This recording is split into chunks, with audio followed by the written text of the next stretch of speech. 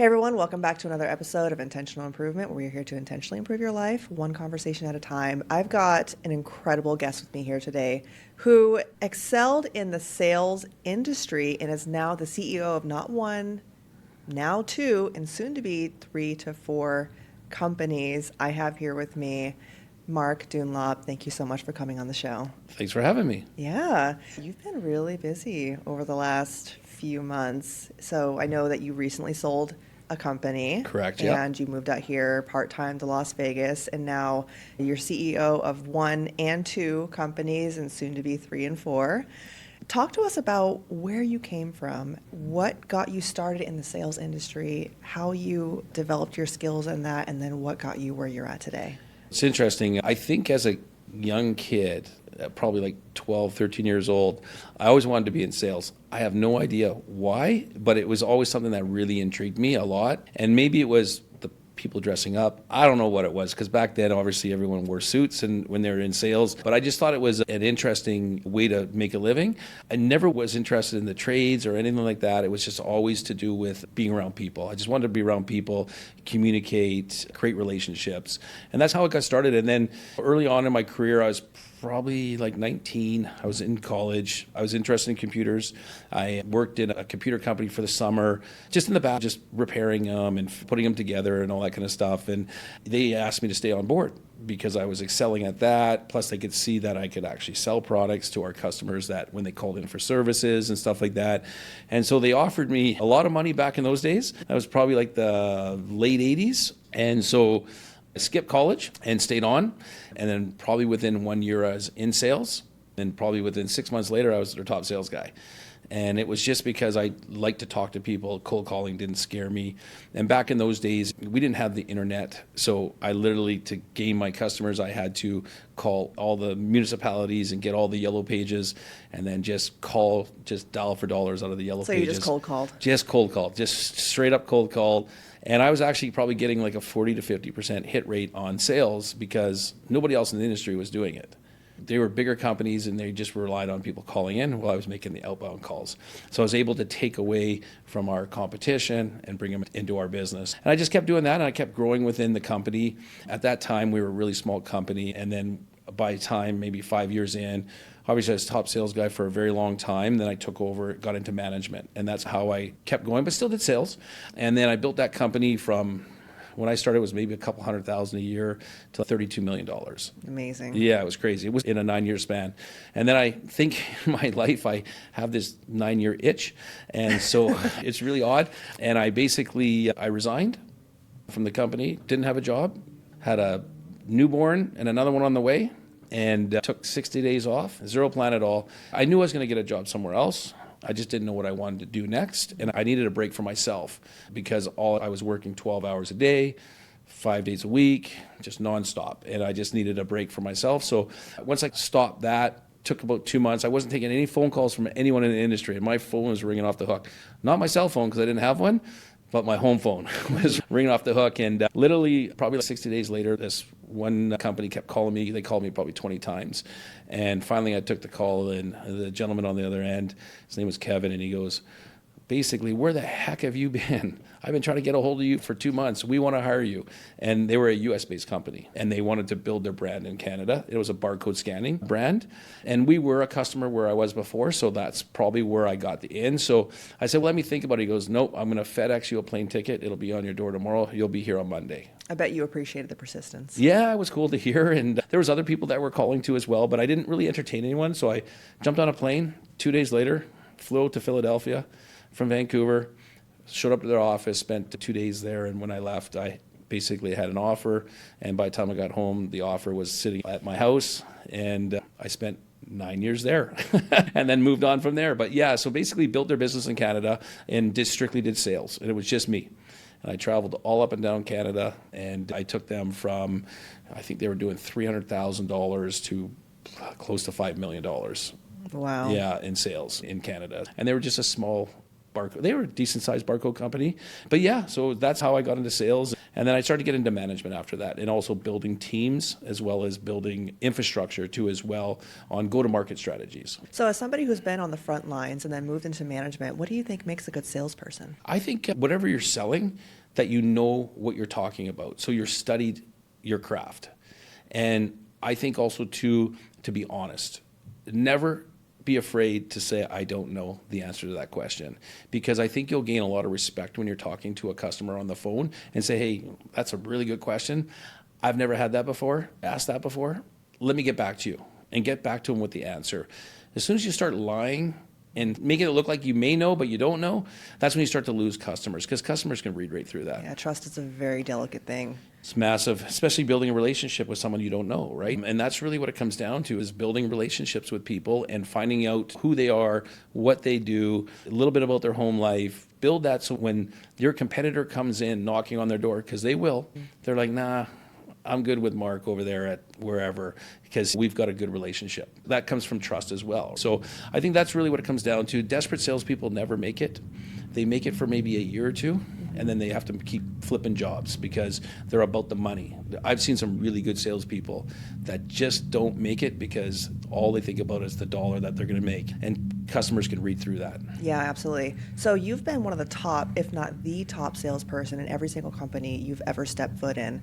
There are people, like you said, who put the money first. What do you put first that allowed you to become the number one salesperson in every company? It's a challenge. For me, it's the challenge of being good at something that you're doing, and honestly, and building relationships. Like, I love people. Like, I can get along with anybody. And anywhere I go, I'm never in a situation where I feel awkward, because I want to get along with people, and I want to meet new people, and I want to hear what other people have to say, because that's how you learn.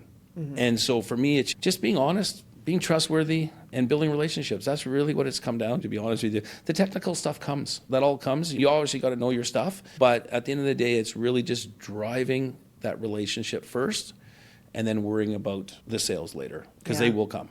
One thing I've noticed about you from our interactions, and of course we've had dinner with our partners and all that stuff, but going out to dinner and just watching you and talking to you, one thing I can really appreciate about you is you are always an observer.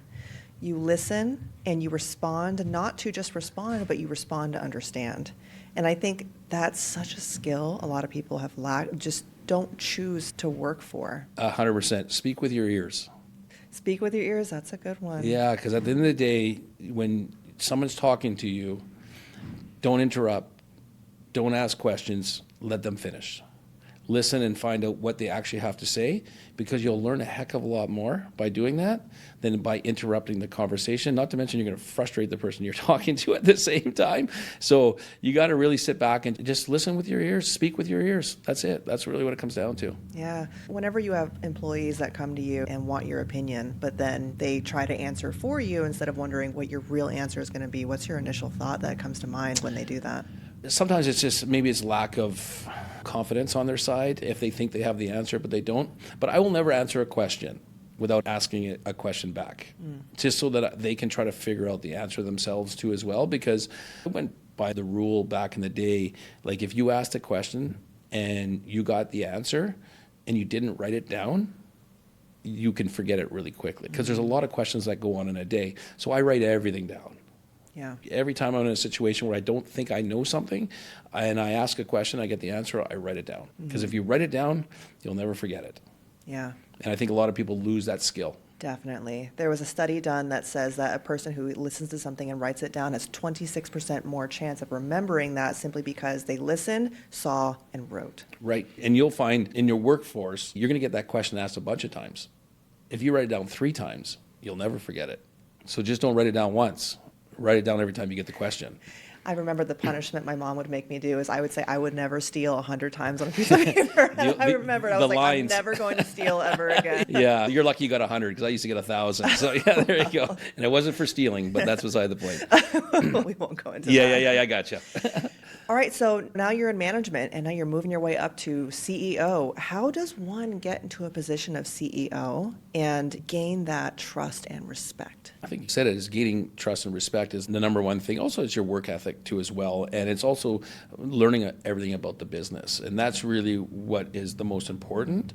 And when you become the CEO level, you're typically dealing with C-level companies with their C-level people.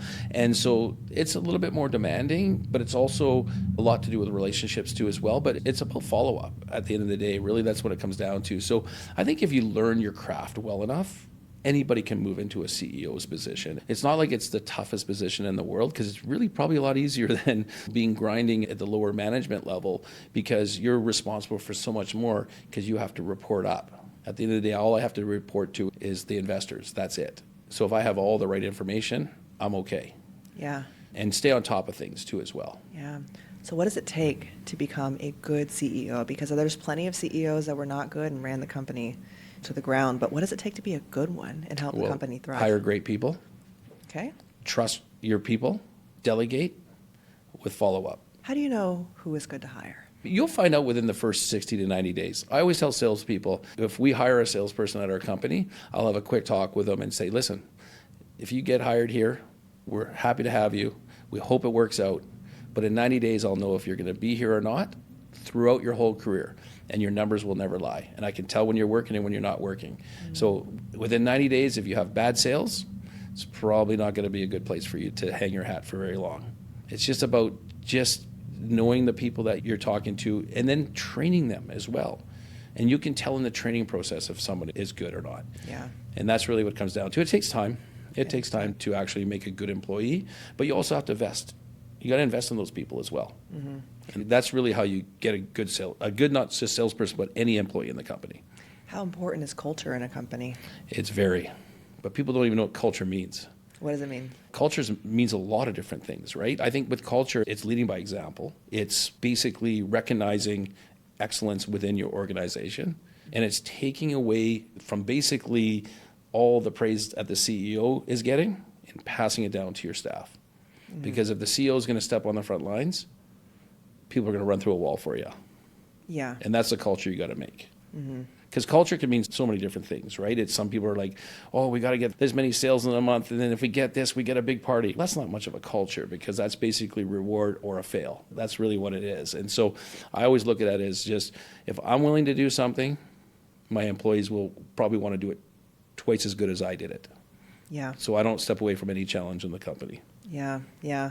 So when I was at Cox Communications, I was one of their top salespeople for inbound sales. And the number one thing I realized why I did so well was I was happy. Mm-hmm. I was proud to represent the company, and I was proud of the director of sales. And I liked them. And I think when you like the people you work with and you want to make them shine, I think the people underneath you are going to work even harder for you. 100%. And it's gaining friendships with those people too as well, right? You don't have to see them out of work once in a while when you have company events or whatever. But while you're at work, if they feel that you're a friend of theirs and you're really, truly building a friendship in the business, like you said, they'll do anything for you. And it's like you can never have a bad day. And I don't yell at my employees ever, even with the biggest mistakes, because I've always tell my employees, if you document your decision and you feel strongly about it, it may not be the right decision, but at least you put the effort in. Yeah, so you'll never get in trouble for that. You're giving them power 100% to make a better decision next time. 100%. Yeah. So grace over shame. 100%. Yeah. Yeah. Yeah. That's really what it comes down to. And I think a lot of people, when they feel that, it takes a lot of pressure off of them, mm-hmm. because they know they're never going to be in trouble for making a mistake. Everybody makes mistakes. I make mistakes. Everybody does. Yeah, that's powerful that you can admit that, because there's a lot of powerful people that would emulate that they don't make any mistakes. But at the end of the day, we're all human, and nobody knows what's going to happen 10 minutes from now. 100%. Nobody knows. You've got people that will predict what's going to happen, and it doesn't happen. No. it's hard. It is. It is. So what's it like being the CEO of 2 companies, soon to be 3 and then potentially 4? Well, in the beginning, it was a little different, because obviously it was a company that we acquired, and they had a CEO who is still working for the company, and now I'm the CEO of that company. And so I was trying to be as respectful as possible, the way their go-to-market strategy and everything they did. But they're very appreciative of me of being there, because they see that I'm an action guy. I'm not like, I don't procrastinate. That's the one thing I cannot stand is procrastination. For me, if they ask me for something, you're going to get it. And it's going to be, if I feel you need it, you're going to get it. And so it's a perfect example. We're talking about like needing an engineer, developer. And so we're talking about, okay, it's not in the budget, but let me see what I can do. I'll move some numbers around. I'll talk to my CEO of the bigger company and see what his thoughts are. And I told him what the reasons were. We're losing money because we don't have this developer and extra developer. And he said, typically we don't do knee-jerk reactions. And my first thing to him, I'm like, you've known me for over a year. Have I ever done a knee-jerk reaction? And he goes, nah, you're the only CEO I have that's on budget. So he goes, go for it. And so then I called them back. I said, listen, we got the okay to hire. And they're like, what? Like, why so fast? They couldn't believe how quickly that I did what they wanted me to do. I said, and furthermore, send me the job description. I'll have my marketing team on my side go out, get the hire for you, and then you guys can conduct the interviews. Yeah. And they're just like, oh my gosh, this is the greatest thing ever. Because they would say it'd take 2-3 months. I'm like, no, we don't have 2 to 3 months. We need to get someone hired now because we're going to hire again in January. And I bet your skill and your ability to explain why something is needed and to persuade them, along with just being friendly and asking any follow-up questions, is a big part of really getting the company and the business what it needs. In the development world, everything's 3 months to 6 months to completion for sure. And depending on the big of the project, it could be 9 months to a year, depending. So you're really not really recognizing a lot of revenue until that product is ready to go. So when I basically said to get these 2 projects, if we get them, they're like, oh, well, we don't think we can do them if we get them. Well, I'm like, so we're going to leave $500,000 on the table because we don't have a developer? No, we can't do that. So let's move forward. Let's get somebody in and let's go. And then once they realized that and heard that, because they were used to running their own company, they would have said no to themselves because they're looking at the bottom line for themselves. So you're making it make sense to them. Exactly. Showing where the value is and the revenue increase. And since that was like probably a month or 2 ago, and our revenue has already jumped. Wow. So it's like we're way ahead of where we should be. And it's just by making better decisions. Putting the infrastructure in place to support them. How important are systems in a business? Very. You have to have escalation points. You have to have, basically for us, we go on basically a ticket system because we're in the technology industry. So everything from when an order is placed to when it gets put down to logistics, to installation, to deployment, to everything that happens, it just goes along a ticket until the ticket's closed. So for us, having that infrastructure in place means everything. Yeah. So I know that we talked about this before. We talked about which is more important, sales and support. And I always initially thought sales, because it drives revenue, is important. But you said support is actually more important. So let's talk about that. Yeah, for sure. Basically, the sales part is very easy. You're in real estate and you're doing very well for yourself. And I think the sales part comes naturally to some people, so it's super easy to get the deal. It's what happens after the deal that counts, because that turns into 2, 3, 4, 5 more deals, especially from recommendations to their friends that are in the industry. We're in the pharmacy industry. It's a big industry, but a small industry at the same time because people talk. So the support afterwards means everything, because when a store is running and they have a problem or they need to ask a quick question, they need to be able to call somebody and you got to be ready to go. It's 100% more important than sales because your support actually will create more sales. And a bad support system will actually leave somebody flustered with a bad experience regardless of what kind of a deal they're getting. In our new stores that we do every year, probably 45% of our new stores are replacing my competitor software for support reasons. So that tells you how important support is. Yeah. So they're focusing on the opposite, sales over support. And don't care about to support the customer. Interesting. I never would have thought about that. But it does make sense. If I buy something, I'm having issue with it, and I'm calling in to return it or get a new product, and I'm not getting what I need, I'm probably never going to return to that company again. I agree. It's very frustrating. Why do you think Amazon's so good at what they do is you print a barcode and flip it back to them? Yeah, you're right. They've made it they've streamlined the entire process. They make it as convenient as possible, and we barely even have to think. And they're the number 1 e-com company in the world. So there you go. Yeah, that's true. So you've recently sold a business. What was that like? It's funny because my goal was to sell the business. But when you actually sell the business, you have that little part of doubt in you. It probably took me 3 weeks to get over once the deal closed. It's actually been over a year now since I sold the business, which is crazy. I went that fast. I was worried a little bit, for staff. Myself, not so much, but still not used to reporting into somebody else who's the CEO of the big company. But once I built a relationship with the CEO of the other company, it's been amazing for us. I sold to the right company. That's basically what it is. They've left us alone. They've helped us with some marketing, change our look and feel of our website and our logo and everything else. And so they've done a really good job supporting us that way. And it's taken that off my plate, which is amazing. So I don't have to worry about that. So when I'm able to be in a lot of acquisition calls now, and my goal now is to build the number one technology healthcare company in Canada. That's my goal. Wow.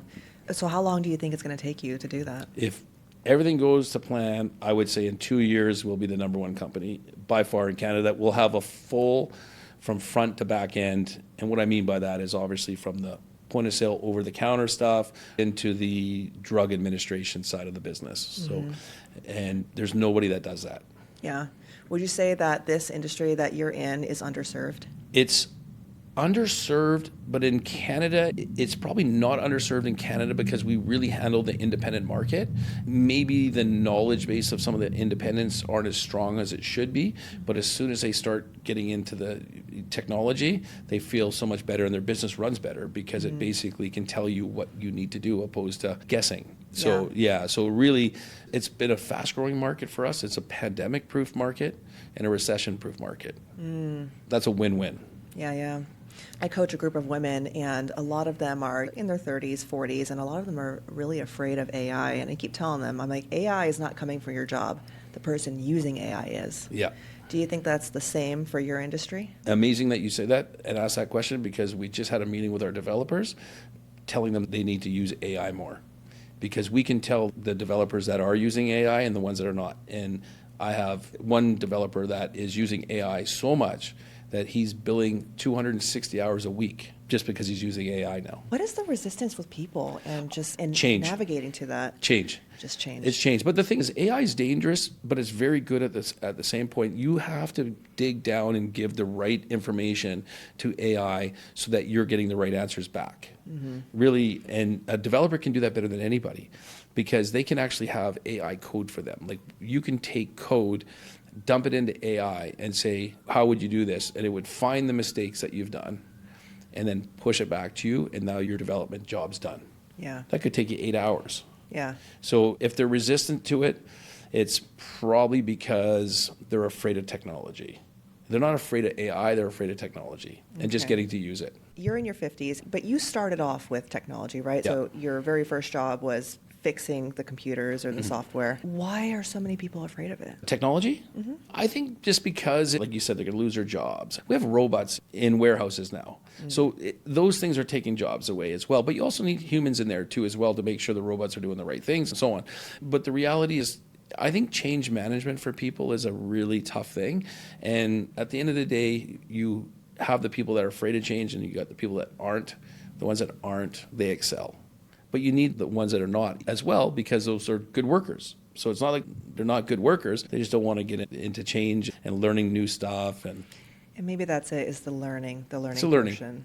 Yeah, because it's scary. AI is overwhelming and it's changing every day. Like Very literally fast, every too. day. Yeah, like literally every day something new comes out. So if you're using something from 60 days ago, it's probably obsolete now, which is crazy. So having a development arm, we're able to stay up with AI. So we can do stuff with AI that is just out of control. It's great for the healthcare system. It will be scary, but it'll also be great at the same point because you're going to now be able to provide doctors in like Africa that don't have access to certain information that they can get through AI because it's already going to be done. Yeah. Yeah, and you are right too. The answer you're going to get out of it is only as good as what you put into it. Like Yes. the inputs and the prompts are really important. I think that's what people don't understand. Right. And it is a really sophisticated tool. Could it be dangerous? Elon Musk says yes.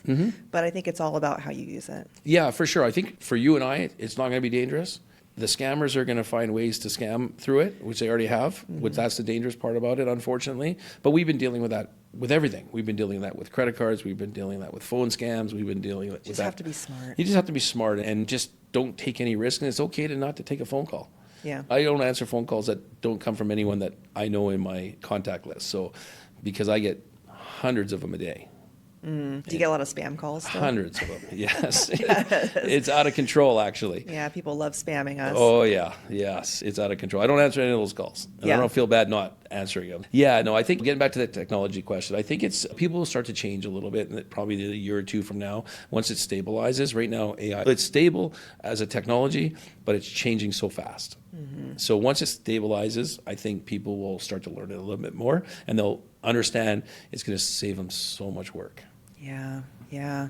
So I want to go back to a sales question because I just thought of this, and it was a question that I asked you before, and you gave such a great answer on it. Whenever you're working with salespeople and you're trying to enhance their skills, but you have the ones that maybe they're a little bit older and they don't want to listen to the young guy who's obviously doing something right, how do you reach them? And if you don't, what do you do next? It's a good question. I think this was the last question you asked me, actually. I'll be honest, I was in management in my 20s. I was dealing against adults in their 50s. It was hard for them to sit in a meeting with a 20-year-old that's dictating a meeting and taking me seriously. I think times have changed a little bit now because of how advanced technology is, especially in the IT industry. So I think it's a little easier for someone who's older to listen to someone who's younger, because I'm listening to people that are younger now. And I love it, to be honest with you, because it shows how far technology has come. To be honest, if you're either on the bus or you're off the bus, really what it comes down to. And the toughest thing about running a business is making the hard decisions. And hard decisions mean letting people go. Yeah. If people aren't willing to do what your vision is and what the company's vision is, then I got to walk off the bus, unfortunately, and you just move on to the next person. And I don't even look at age when we hire people. I just hire the best candidate. That's really what it comes down to. Have you ever had a situation where you knew somebody wasn't a right fit for the company, but you just felt so badly for them? Maybe they had many excuses, and then it came to a point where, man, I really should have let them go 3, 4, 5 months ago. No, You've always followed your intuition. always. Yeah. Yeah, you can see it really quickly if someone's not going to be good for the company. The last company I just sold, when I came in, my job was to, A, change our go-to-market strategy, B, look at the infrastructure in place, which was very heavy with employees, that it was basically a failing business. And so I had to come in and really change everything in the business and take away some perks that they had. But if it means being successful, then you just have to do it. I think I remember you saying that this was the company that had so many managers, and you're like, Yes. what are you managing? Yes. It was a small company with borders. That's what I called it, because you couldn't talk to each division in the company. And I'm like, why? If someone needs something from your deployment team, why can't the support team go to them directly? Well, we've got to go through the manager. I'm like, that's going to change.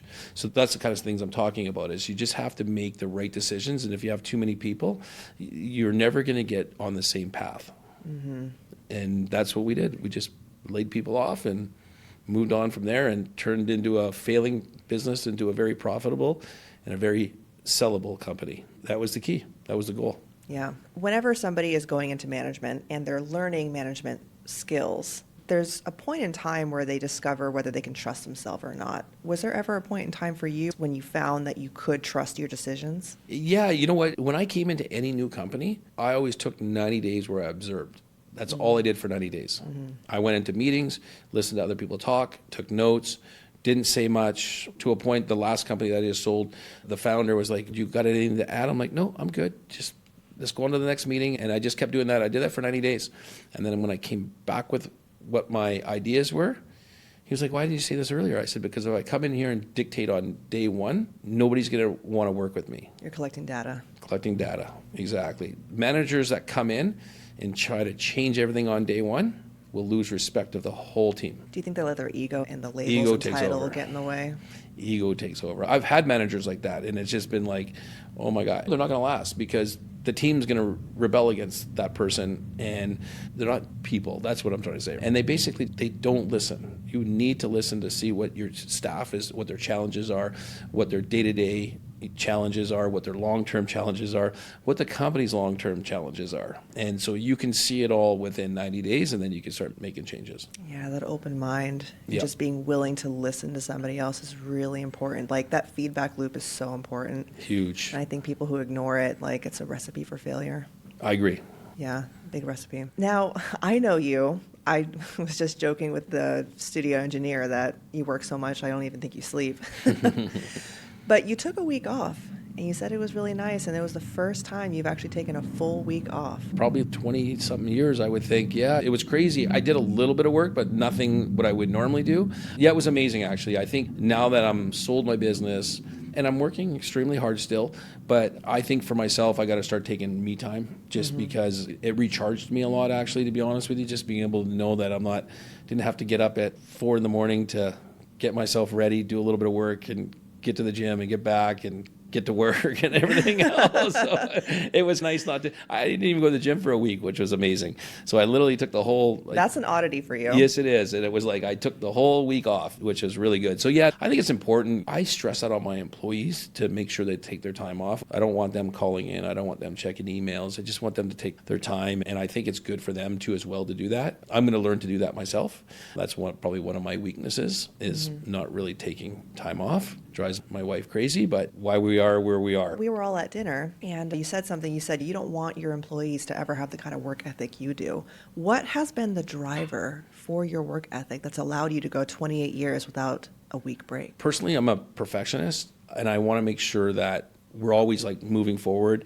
And I truly believe in the position I'm in, I should work harder than everybody else in the company because I'm the leader of the company, and I should lead by example, not the other way. And I don't tell people I work that much. They know. Because my East Coast people can instant message me at 4:30 in the morning my time, and I'll answer their questions. Yeah. And my West Coast people can IM me at 5 p.m., and I'll answer their questions because I'm still working. So I just want to make sure that people understand that I'm willing to put the work in and build a culture that way. And you'll find it's certain people in the company will pick up on that and do the exact same thing. You inspire them. Yeah, and then you don't ask them to do it, but they do it, and then they start doing better in their careers.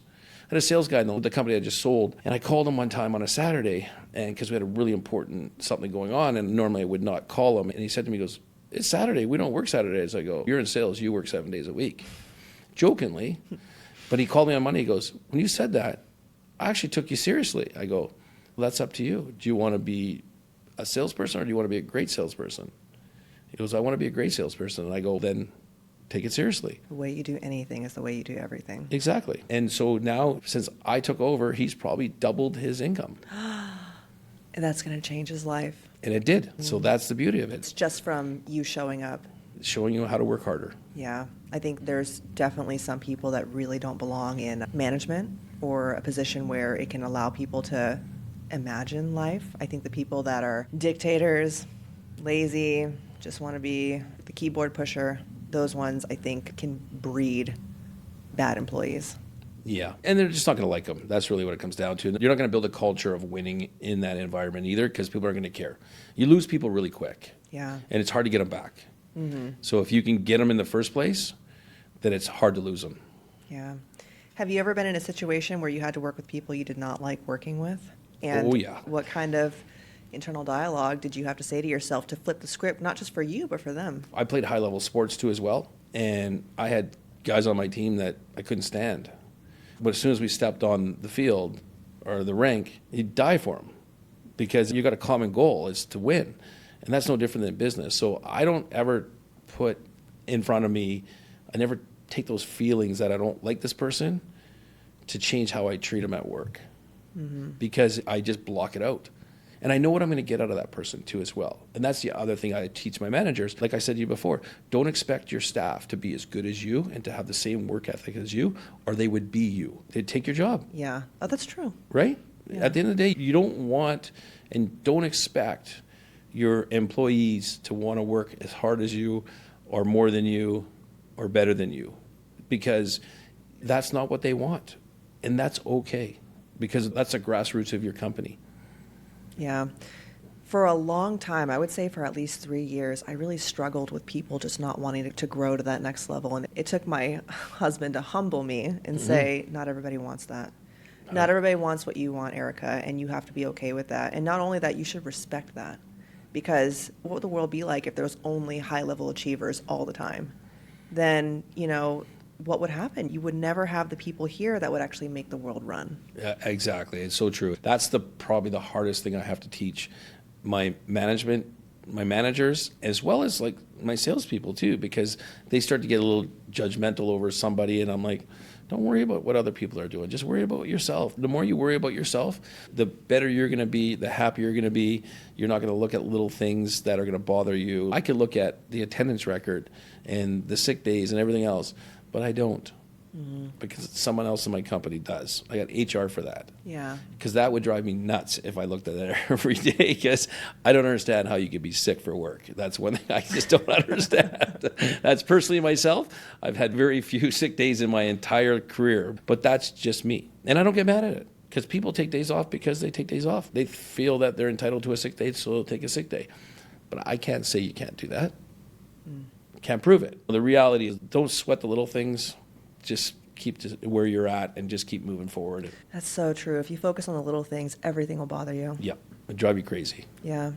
You coached your daughter's softball team for a long time, right? I did. Tell us that story, because it's a good story. Yeah, so I took over that team. I was playing myself, and then I wasn't ready to retire from playing, and then I finally retired, and my daughter was playing rep softball up in Canada, and they had a coach, which was really, I thought he was a great coach the first year, and I think some of the parents were expecting way more than what they were getting, and the guy ended up quitting halfway through the year, which was unfortunate because the organization came to me and asked me if I would take the team over. They expected me to take the team in the first place, but I'm like, I just wanted my kid to make the team first on her own, and then if something was to fall into place, I could help out or whatever the case was, but didn't want to be involved. Just make the team, and that way you're not on the team because of me. And so I took it over halfway through that year. We were an awful team. We were just little too, but we were just a small little team, and we were getting beat up by the older kids like crazy, and even our own age. And then I had a parent meeting, and I just said, listen, we're not going to hit anymore. We hit all winter. We can't score runs. What are we doing? I go, we need to learn to defend. Let's defend this the rest of the year. Everything we do in practice, we're going to defend and just be great on defense, and we're going to limit the runs in half. How's that sound? Because instead of losing 20-0, maybe we'll lose 5-0. And so we did that, and that's exactly what happened. And I said, in the next year, we'll just work on hitting, and we worked on hitting it all in the offseason.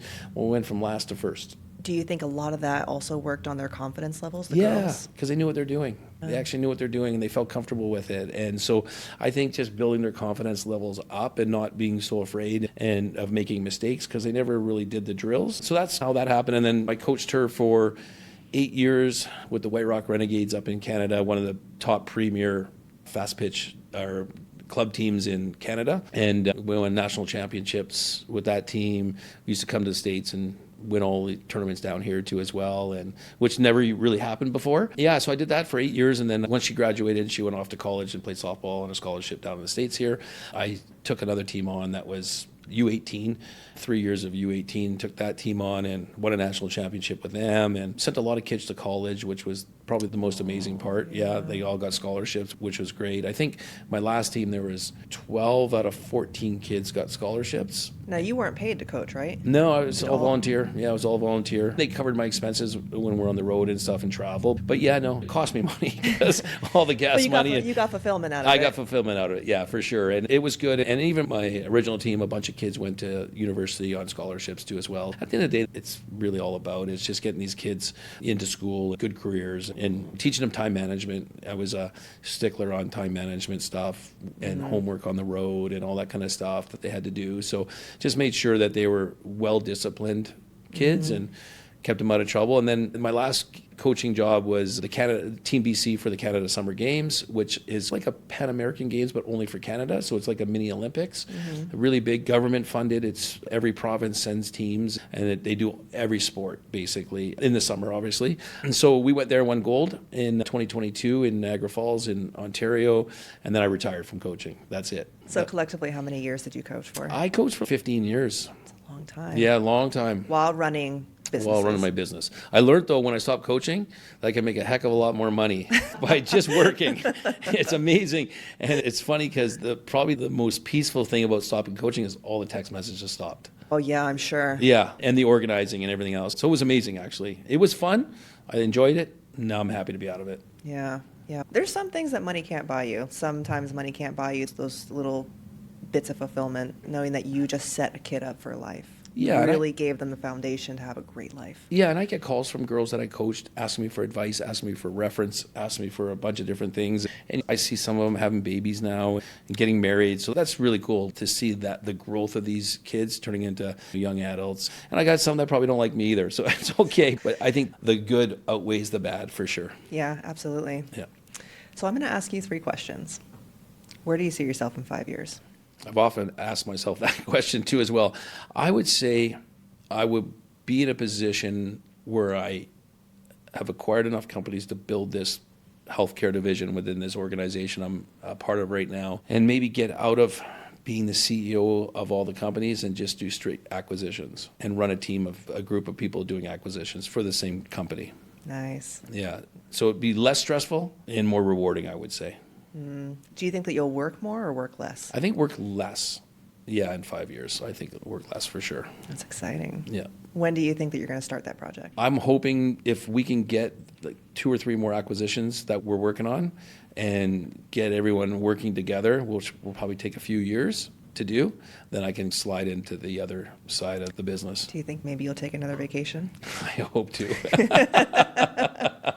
I hope you take another vacation in the next 5 years. Yeah, I hope to. Yeah. Knowing what you know today, what would you go back and tell your 20-year-old self? I would say just be confident on what you're doing and have goals in mind written down and check them off as you actually complete them. And then always write more goals, because if you only have 3 goals and you attain them, what are you working for after that? So I would say continue to update your goals and make them harder than the last ones. Yeah, how important do you think it is to have a goal that seems too godlike, unachievable?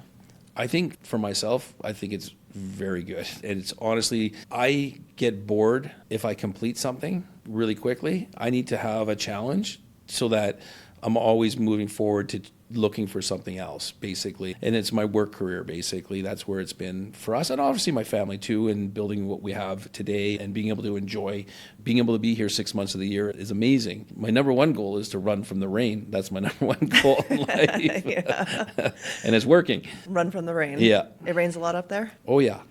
It can rain for weeks. So it's probably very gloomy. Yes. Whereas here it's all sunshine. I call it Groundhog Day. Every day's the same. I guess that could be good. Yep, I love it. There you go. Yeah, I love it. There you go. Last question. I changed it up from our last podcast session. What does success look like to you? I think family. I think at the end of the day, if your family's happy and your kids are growing, and my kids are, my daughter's getting married next September, so that's amazing. My son's doing extremely well for himself. And so I think it's really just family for me is success. At the end of the day, you can have all the money in the world, but what does that mean at the end of the day? Do you think success changes year to year for every person? Like their definition of it? I don't know. I can't answer for other people, but for me, no. It's just, I think for me, it's just making sure that you're true to yourself and you make sure your family's happy. That's really, at the end of the day, that's the key. I'm coming up to 30 years married next September. And on my 29th anniversary that just passed, I was away on a business trip. So my goal is to be home for my 30th. How's that sound? Yeah, that's a very good goal. Congratulations, 30 years. Yeah, it's crazy, right? Yeah. Cody and I, we're going to be celebrating 12 years next year. And that's really good too as well. The first 5 years were the hardest. Always. Always the first hardest because you're really just discovering the boundaries. Yeah, and I think also too, like for us, we had kids right away. So literally, like my daughter was born 9 months and 2 days after our wedding. You really you lose that little bit of that honeymoon stage and the newlywed stage by basically just now you're a dad and a mom. And so it's a little tougher to figure out each other too at the same time. Yeah, I mean, it's a work in progress. It always is. You got 2 people that are individuals and you got to find ways to make it work, and it's a work in progress. I'm going to ask you one more question. This is actually a question for me and all the other high achievers who are parents. How hard was it for you to balance running a business at a super high level, because you were doing it at a very high level, and having a family? That's probably where I got my work ethic, to be honest with you, because I used to travel about 160 days a year. So I would basically book all my trips around my kids' activities. So I didn't miss anything.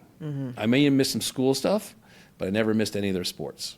So I would just basically, I would say it's hard. It's different now too as well, obviously. It's back in those days, we didn't have cell phones, we didn't have any of that kind of stuff. So your work, you had to work more because when you're on the road, you had to dial up when you got in the hotel and do emails at night and then first thing in the morning and then go to appointments. And so I would just say, just make sure you're there for the family. That's really what it comes down to, I think. And it's harder to say that for someone who travels, but if you're local, your son's soccer is very important to you and to the family and events and stuff like that. Just don't lose your family over your work. That's really what it comes down to. Yeah. Well, Mark, I just want to say thank you so much for coming on the show and just sharing all your wisdom that you've collected over these years and just consolidated for us. And it's really good information, family, work, money, success overall. So thank you so much for coming on the show. Thanks for having me. It was a pleasure. All right, guys, until next time, see you in the next episode.